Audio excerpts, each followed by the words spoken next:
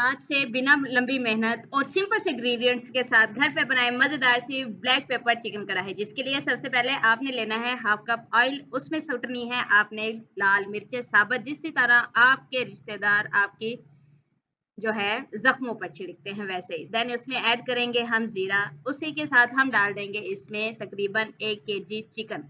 Chicken को golden fry करेंगे और इसकी स्मेल खत्म करने के लिए हम इसमें सूटेंगे एक जो है बड़ी इलायची और साथ ही एक छोटी इलायची, क्योंकि कुछ बीबियों को पकने के बाद भी इसमें से बू आती है। तो देन आपने इसको जैसे गोल्डन सा प्यारा सा कलर फ्राई हो जाएगा, फिर इसमें हम डालेंगे लहसुन अदरक का पेस्ट और हरी मिर्चों का पेस्ट। देन इसमें डालेंगे 1 कप जो है दही का। दही डालने के बाद इसका पानी हम ड्राई होने देंगे और साथ ही इसमें बेसिक से मसाले हैं सिंपल से, वो मैंने कितने कितने पाए हैं और क्या क्या पाला है ये मैंने आपको डिस्क्रिप्शन में बता दिया है। देन हम जो है इसको मिक्स करेंगे। मिक्स करने के बाद इसमें डालेंगे हम 1 पैकेट क्रीम का। क्रीम ऐड करने के बाद इसको हम तकरीबन 10 मिनट के लिए लो फ्लेम के ऊपर कुक करेंगे कवर करके।